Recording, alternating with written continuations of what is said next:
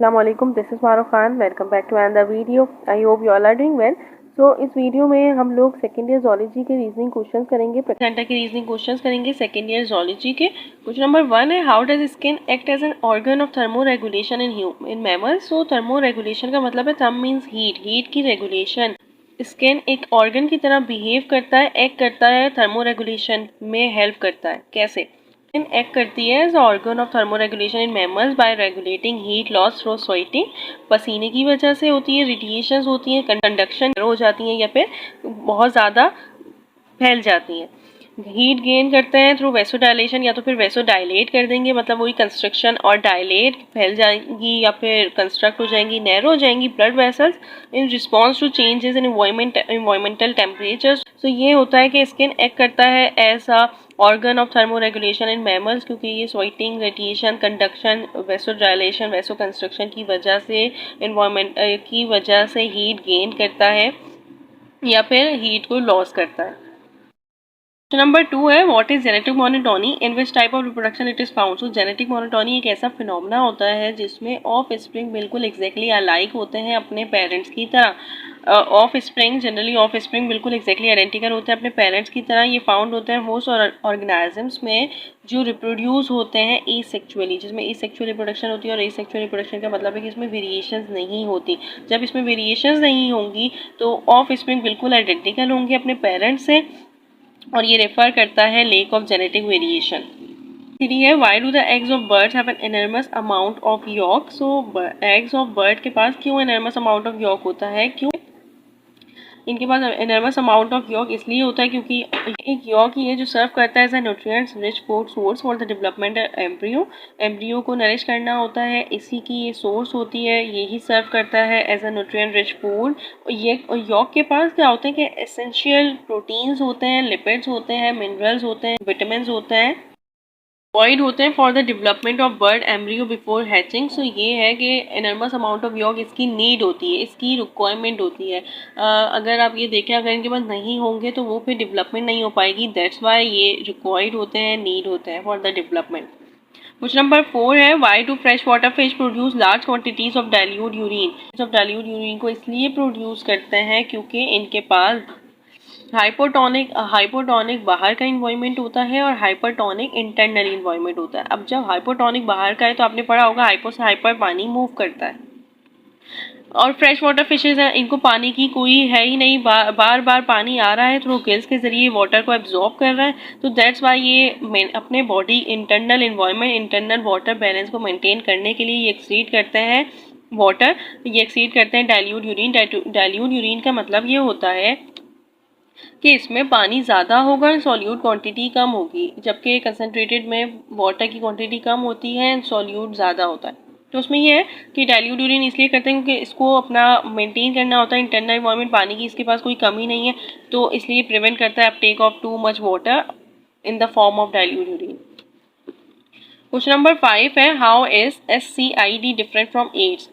तो SCID को severe combined immunodeficiency कहते हैं और ये एक जेनेटिक डिसऑर्डर है, जबकि एड्स कॉज होता है बाय वायरस. अगर आपने पढ़ा हो तो ये वायरस से कॉज होता है. इसमें क्या होता है कि ये जेनेटिक डिसऑर्डर है जो अफेक्ट करता है इम्यून सिस्टम की एबिलिटी को, जो फाइट कर रहा होता है. जब एक बेबी हुआ है तो उसके जो बर्थ से लेके अभी तक इम्यूनिटी काम कर रही है, कुछ भी फीवर वगैरह होते हैं तो वो बगैर मेडिसिन के भी ठीक हो जाते हैं. तो वो क्यों होते हैं, वो हमारी इम्यूनिटी की वजह से होते हैं. तो ये एबिलिटी को अफेक्ट करता है. जबकि एड्स की बात करें, एक्वायर्ड इम्यूनोडिफिशियंसी सिंड्रोम की बात करें, तो ये वाइटल इन्फेक्शन होता है cause by the human immunodeficiency virus HIV, जिसको हम कहते हैं. ये अटैक करते हैं ह्यूमन सिस्टम को और टाइम में वीक करना शुरू कर देते हैं. देन फिर क्या होता है कि यहाँ पे एड्स के पेशेंट्स को ऐसे ऐसे डिजीज़ भी हो जाते हैं जो एक आम इंसान को जिसके पास बिल्कुल स्ट्रॉन्ग इम्यूनिटी है उसको नहीं हो सकते. तो ये भी जेनेटिक डिसऑर्डर, जबकि एड्स कॉज होता है बाय वायरस. क्वेश्चन नंबर 6 है, why do cardiac muscles never fatigue. Cardiac muscles never fatigue because cardiac muscles इसलिए नहीं थकते जैसे स्केलेटल मसल थक जाते हैं, क्योंकि उनके पास एक्युमुलेशन होती है लैक्टिक एसिड की, टॉक्सिक सब्सटेंस की, जो टायरिंग इफेक्ट को प्रोड्यूस करता है. जबकि कार्डिक मसल्स इसलिए थकते नहीं हैं क्योंकि इनके पास बहुत ज़्यादा क्या होता है, इनके पास कॉन्टीन्यूस सप्लाई ऑफ ऑक्सीजन होती है. अच्छा, कल ही एक रीजनिंग क्वेश्चन की वीडियो अपलोड करी थी और उसमें मैंने बताया था कि टायरिंग इफेक्ट होता है स्केलेटल मसल्स में। उनके बाद एक्यूमुलेशन होती है लैक्टिक एसिड की टॉक्सिक सब्सटेंस की। और कैसे होता है कि एनारोबिक रेस्पिरेशन होना शुरू हो जाती है क्योंकि इसमें ऑक्सीजन की जितनी नीड होती है उतनी मिल नहीं रही होती, जितनी रिक्वायरमेंट होती है उतनी पूरी नहीं हो रही होती, डिफिशियंसी हो जाती है। दैट्स वाई हम ये कहते हैं कि ये एनारोबिक रेस्पिरेशन हो गई, ऑक्सीजन मिल ही नहीं रही। तो क्या होता है कि इसको है ना एक कंटिन्यूस सप्लाई ऑफ ऑक्सीजन हो रही होती है, और जब कंटिन्यूस सप्लाई ऑफ ऑक्सीजन है तो ये एनारोबिक रेस्पिरेशन में जाएगा ही नहीं, और एनारोबिक रेस्पिरेशन में नहीं जाएगा तो इसके बाद लैक्टिक एसिड की एक्युमुलेशन नहीं होगी, लैक्टिक एसिड की एक्युमुलेशन नहीं होगी तो कोई टायरिंग इफेक्ट नहीं होगा, जिसको हम फटीग कहते हैं। सो ये पहला मेन पर्पस होता है, क्योंकि इसके बाद ब्लड सप्लाई होता है, रिच ब्लड सप्लाई होता है जो प्रोवाइड करता है कंटिन्यूस सप्लाई ऑक्सीजन और nutrients required for energy production. So that's why हम ये कहते हैं। जबकि एडिशनली अगर हम ये बात करें तो कार्डिक मसल्स के पास एक माइटोकॉन्ड्रिया होता है, हाई डेंसिटी ऑफ माइटोकॉन्ड्रिया होता है जो प्रोवाइड करते हैं एफिशिएंटली एटीपी।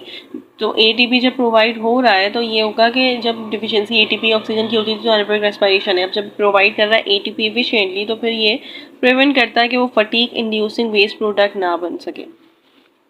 क्वेश्चन नंबर 7 है, why do identical twins have the same sex. और आइडेंटिकल ट्विंस के पास इसलिए सेम सेक्स होता है क्योंकि ये एक ही जाइगोट से बने होते हैं, फॉर्म होते हैं from the same zygote. Sometimes कब क्या होता है कि समहाउ जाइगोट डिवाइड हो गया 2 ब्लास्टोमियर्स में और देन वो आगे फिर फर्दर डेवलप होता है न्यू इंडिविजुअल्स में।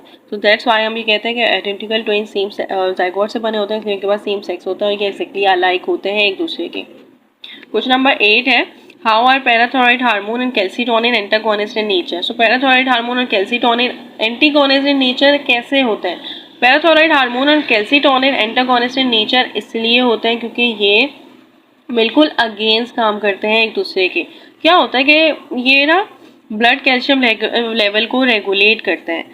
कि हमारे पास अपोजिट वेज में क्या होता है, पैराथायरॉइड हार्मोन जब रिलीज होता है जब ब्लड में कैल्शियम की कमी हो जाती है, जब ब्लड में डिफिशियंसी हो जाएगी कैल्शियम की तो पैराथायरॉइड हार्मोन रिलीज होगा, इंक्रीज करेगा ब्लड कैल्शियम को लेवल को by stimulating the release of calcium from bones and decrease करेगा कैल्शियम सिक्रीशन को इन द किडनी। जब यहाँ पे क्या होता है कि ये डीमिनरलाइजेशन करता है ऑस्टियोक्लाइड सेल्स का, जो सेल्स होते हैं बोन्स के जिनको ब्रेक करता है एंड देन फिर रिलीज करता है calcium in the blood, and then क्या होता है कि यही है जो इंक्रीज करता है reabsorption of calcium in the kidneys. जबकि कैल्सीटोनिन जब आता है जब ब्लड में कैल्शियम लेवल ज़्यादा होता है। अब ये क्या होगा कि जब ब्लड में कैल्शियम लेवल है तो फिर ये डिक्रीज करेगा ब्लड कैल्शियम लेवल को by inhibiting calcium release from bone से ना आए और ब्लड में कम हो, एंड देन फिर इंक्रीज करता है calcium secretion in the kidney. So that said, if you have any query regarding these question answers so let me know.